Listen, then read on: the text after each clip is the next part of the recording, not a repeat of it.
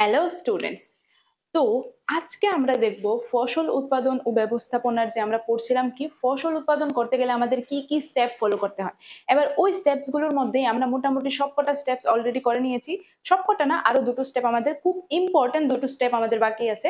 তো চলো আজকে আমরা যেটা করব সেটা হলো আমাদের সেকেন্ড লাস্ট স্টেপ বলতে পারি আমরা, দ্যাট ইজ ফসল তোলা।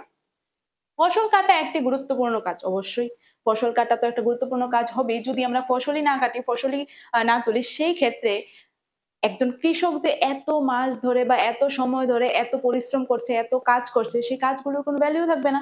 তো সেই জন্য ফসল কাটা একটা গুরুত্বপূর্ণ কাজ। এবার আমরা কিভাবে কাটি বা কখন কাটি? ফসল পরিপক্ক হওয়ার পর ফসল সংগ্রহ করাকে বলা হয় ফসল তোলা। এটা একটা ইম্পর্টেন্ট জিনিস, সেখান থেকে তোমাদের 1 মার্কসের কোশ্চেন আসতে পারে যে একটা ফসল পরিপক্ক হওয়ার পর বা ম্যাচিওর হওয়ার পর তাকে কাটা বা তাকে কালেক্ট করার যে প্রসেসটা বা পদ্ধতিটা, ওইটাকেই আমরা বলি ফসল তোলা। একটি খাদ্যশস্য পরিপক্ক হতে সাধারণত 3 থেকে 4 মাস সময় লাগে। ইয়েস, যেই কোনো ধরনের ফসলই উৎপাদন করি না কেন আমরা, জেনারেলি যে কোনো ধরনের ফসল উৎপাদন হতে বা ফসলটা পরিপক্ক হতে আমাদের সাধারণত 2 থেকে 3 মাস বা 3 থেকে 4 মাস সময় কিন্তু আমাদের লেগে যায়, বা একজন কৃষকের ওই সময়টা দিতে হয়। এবার আমরা ফসল কখন কখন কাটবো এটা তো আমরা জানি। অবভিয়াসলি ফসলটা পরিপক্ক হওয়ার পর বা ম্যাচিওর হওয়ার পর। এবার নেক্সট হলো আমরা কিভাবে ফসল কাটবো। যেরকম আমাদের দেশে ফসল কাটা হয় কাস্তে দিয়ে, অথবা কাস্তে মিন্স এই যে তোমরা দেখতে পাচ্ছ কাঁচি, যেটাকে আমরা বলি হ্যাঁ লোকাল ল্যাঙ্গুয়েজে। আমাদের দেশে ফসল কাটা হয় কাস্তে দিয়ে অথবা হারভেস্টার নামক যন্ত্রের সাহায্যে। এই যে যন্ত্রটা তোমরা দেখতে পাচ্ছ এটাকে আমরা বলি হারভেস্টার।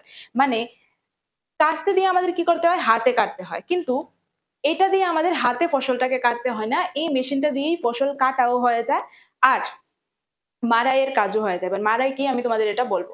তো আমরা কি দেখলাম, আমরা ফসল কিভাবে কাটি আমাদের দেশে, এক হলে আমরা হাতে কাস্তে প্রয়োগ করে কাটি, আদারওয়াইজ আমরা হারভেস্টার নামক একটা যন্ত্র ইউজ করতে পারি। কাটা ফসলে শস্যের বীজ তুষ থেকে আলগা করতে হয়। Yes, it is very important. ফসল কাটার পর যে আমাদের নেক্সট যে স্টেপটা, আমাদের ফসল তোলার যদি প্রসেসটা দেখি, ফার্স্ট স্টেপ হলো ফসল কাটা মানে ফসল তোলা। নেক্সট যে স্টেপটা সেটা হলো শস্যের যে বীজগুলো, হ্যাঁ যেরকম গাছের মধ্যে কি থাকে, এই বীজগুলো থাকে, এই বীজগুলোকে গাছ থেকে বা তুষ যেটাকে আমরা বলি, ওই তুষ থেকে কি করা, আলগা করা। আর এই যে প্রসেসটা, এই প্রক্রিয়াটাকে আমরা বলে থাকি মাড়াই। কেন এই প্রসেসটাকে মাড়াই বলি? এই দেখো, কখনো হয়তো তোমাদের মধ্যে কেউ না কেউ দেখেছো যেভাবে একটা কাঠের টুকরোর মধ্যে বা হার্ড শক্ত কিছুর মধ্যে কি করে কৃষকরা এরকম ধানের ইয়েটা নেয়, নিয়ে এরকম মারতে থাকে। তো ওইটা থেকেই বলতে পারো নামটা এসেছে মাড়াই। এবার এটা থেকে কি হয়ে যায়, যখন খুব জোরে জোরে জোরে জোরে এটাকে মারতে থাকে, তখন ফসলের যে বীজগুলি বা শস্যের যে বীজগুলো, ওই বীজগুলো এই তুষ থেকে কি হয়ে যায়, আলাদা হয়ে যায়। কিন্তু যারা মানে ছোট্ট লেভেলে কি করছে, ফসল উৎপাদন করছে যে কৃষকরা, তাদের জন্য হয়তো এটা এতটা প্রবলেম হবে না, কারণ ছোট্ট জমি, অল্প ফসল হবে, তো সেই ক্ষেত্রে তাদের টাইমটা হয়তো অতটুকু টাইমে হয়ে যাবে। কিন্তু যারা খুব বড় লার্জ স্কেলে কি করছে, ফসল উৎপাদন করছে, সেই ক্ষেত্রে তারা যদি এই প্রসেসটা ফলো করে, মাড়াইয়ের এই প্রসেসটা ফলো করে, সেই ক্ষেত্রে কিন্তু একটা প্রবলেম হবে, অনেক সময় লাগবে আর অনেক পরিশ্রমও লাগবে। তো তার জন্য এখনকার দিনে মেইনলি যেটা ইউজ করা হয়, বা বলতে পারো যারা বড় বড় লেভেলে ফসল উৎপাদন করছে, ওই কৃষকরা যেই জিনিসটা ইউজ করে সেটা হলো কম্বাইন নামক একটা মেশিন। এবার এটার নাম কম্বাইন কেন? কম্বাইন নামক একটি মেশিনের সাহায্যে করা হয়, যা আসলে একটি কম্বাইন হারভেস্টার। এটার নাম কি? এই মেশিনটার নাম হলো কম্বাইন হারভেস্টার। এবার এটার নাম কম্বাইন হারভেস্টার কেন? কারণ এটার মধ্যে দুটো জিনিসের কম্বিনেশন আছে। কি আছে এটার মধ্যে? দুটো জিনিসের কম্বিনেশন। কি কি কম্বিনেশন হলো, আমরা যদি দেখি এদিকে আমরা এই যন্ত্র দেখতে পাচ্ছি, এটাই অ্যাকচুয়ালি কম্বাইন হারভেস্টার। এবার কম্বাইন হারভেস্টার কেন বলছি? দুটো জিনিসের কম্বিনেশন আছে। এবার দুটো জিনিস কি কি? অ্যাকচুয়ালি সে দুইটা কাজ একসাথে করতে পারে। একটা হলো সে ফসল কাটতে পারে, এটা হলো একটা কাজ।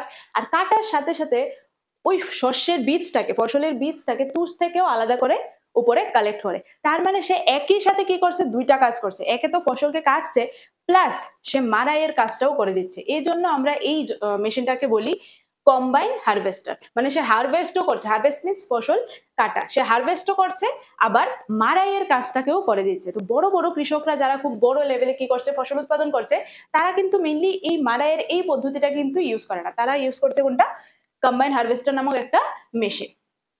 নেক্সট হলো কি হয়, একটা গেল আমাদের ফসল তোলা মানে ফসল কাটা। নেক্সট আমরা দেখলাম যে মাড়াই। নেক্সট সেকেন্ড প্রসেস কি ছিল? মাড়াই। কারণ ফসল কাটার পর ওই বীজগুলিকে বা শস্যের বীজগুলিকে তুষ থেকে আলাদা করতে হবে।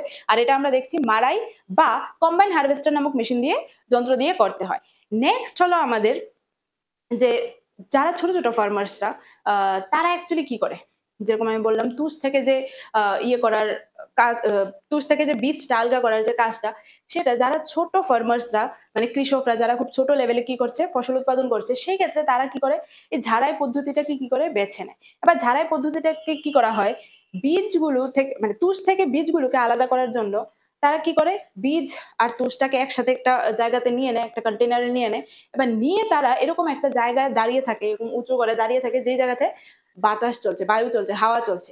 এবার যখনই তারা এরকম এটাকে ফেলতে থাকে, তখন যেহেতু তুষগুলো কি হয়, বীজ থেকে হালকা হওয়ার কারণে এগুলো বাতাসে একটা সাইডে জমা হয়, আর বীজগুলি ভারী হওয়ার কারণে সোজা নিচে পড়ে যায়। এইভাবে তারা কি করছে, শস্যকে এবং তুষকে কি করছে, আলাদা করছে ঝাড়াই পদ্ধতির মাধ্যমে। ঠিক আছে, নেক্সট হলো ফসল কাটার সময়টি ভারতের সমস্ত অংশে দুর্দান্ত আনন্দ এবং সুখের। কেন হবে না? কারণ একজন কৃষক এত কষ্ট করে, এত পরিশ্রম করে ফসল উৎপাদন করলো, এবার সে যখন দেখবে যে তার যে জমির মধ্যে ফসল একদম খুব ভালোভাবে তার ফলন হয়েছে, তো ওই ফসলটাকে কেটে কালেক্ট করাটা তার জন্য কিন্তু খুব একটা খুশির একটা বলতে পারো দিন। তো সেই ক্ষেত্রে আমাদের ভারতের ক্ষেত্রে যদি আমরা বলি, এই ফসল কাটার যে দিনটা, ওই সিজনটা বা ওই দিনগুলিকে একটা উৎসবের ইয়েতে কি করা হয়, মানানো হয়। এবার দেখো, ঋতুর সাথে যুক্ত বিশেষ উৎসবগুলি হলো মানে ফসল কাটাকে যে একটা সেলিব্রেট করা হয়, এটা বিভিন্ন ঋতুতে বিভিন্ন উৎসবের আকারে করা হয়। যেরকম পোঙ্গল, যেরকম বৈশাখী, হোলি, দীপাবলি, এইসব বিভিন্ন রাজ্যের দেশের বিভিন্ন রাজ্যে কি করা হয়, বিভিন্ন অনুষ্ঠান হিসেবে বা বিভিন্ন উৎসব হিসেবে কি করা হয়, ফসল কাটাটাকে কি করা হয়, সেলিব্রেট করা হয়। ঠিক আছে, তো আমরা কি দেখলাম, ফসল কাটা ব্যাপারে আমরা কি কি জানলাম। প্রথমত আমাদের কি করতে হবে, প্রথমত ফসল কাটা বা ফসল তোলা আমরা কাকে বলবো, একটা ফসল পরিপক্ক হওয়ার পর তাকে ওই ফসলটাকে কাটা বা ওই ফসলটাকে কালেক্ট করা, সংগ্রহ করা, ওই প্রসেসটাকেই আমরা বলছি ফসল তোলা। তারপর নেক্সট স্টেপ যেটা আসে সেটা হলো আমাদের শস্যের বীজগুলিকে তার তুষ থেকে কি করা, আলাদা করা। এবার এটা আমরা দেখলাম যে মাড়াই পদ্ধতিতে করা হয়। এবার মাড়াই পদ্ধতি কোনটা, এরকম বিট করে করে মেরে মেরে যেটা করছে সেটা। আরেকটা হলো যারা বড় বড় ফার্মার্স বা কৃষকরা ইউজ করছে, সেটা হলো কম্বাইন হারভেস্টার নামক একটা মেশিন, যেটা দুটো কাজ একসাথে করে। সে হারভেস্ট মানে ফসল কাটছেও, আবার মাড়াইয়ের কাজটাও সে করে নিচ্ছে। আর তাছাড়া আমরা দেখেছি আরেকটা পদ্ধতি, সেটা হলো ঝাড়াই। এই যে প্রসেসটা আমরা এক্সপ্লেন করলাম, যে এরকম হাওয়া যেদিকে চলছে ওই জায়গাতে দাঁড়িয়ে একজন কৃষক কি করছে, এটাকে ফেলছে। এবার তুষগুলো হালকা হওয়ার কারণে বাতাসের সাথে এক সাইডে চলে আসছে, আর বীজগুলো ভারী হওয়ার কারণে সোজা নিচে পড়ে যাচ্ছে। এইভাবে দুইটা জিনিস আলাদা আলাদা হচ্ছে। তো এই প্রসেসটাকে আমরা বলে থাকি ঝাড়াই। তারপর আমরা দেখলাম যে ফসল কাটার যে সিজনটা বা ফসল কাটার যে সময়টা, ওইটাকে আমাদের ভারতে স্পেশালি খুব একটা খুব বড় একটা সেলিব্রেট, খুব বড়ভাবে আমরা কি করছি, সেলিব্রেট করছি। এবার বিভিন্ন রাজ্যে বিভিন্ন ধরনের নাম এটাকে দেওয়া হয়েছে ওই উৎসবটার। কোনো কোনো রাজ্যে পোঙ্গল হিসেবে মানানো হচ্ছে, কোনো কোনো রাজ্যে বৈশাখী হিসেবে মানানো হচ্ছে, কোনো কোনো রাজ্যে এটাকে দীপাবলি হিসেবে মানানো হচ্ছে। তো এই যে জিনিসটা, এই যে খুব আনন্দের একটা সময়, বা কোনো কোনো জায়গাতে নবান্ন উৎসব হিসেবেও মানানো হচ্ছে। ঠিক আছে, এই জিনিসটা তোমরা নোট করবে, নবান্ন উৎসবও ওই এই টাইমটাকে, যে ফসল কাটার যে উৎসবটা, এটাকে আমরা নবান্ন উৎসবও বলতে পারি। তো এটা গেল আমাদের ফসল তোলা।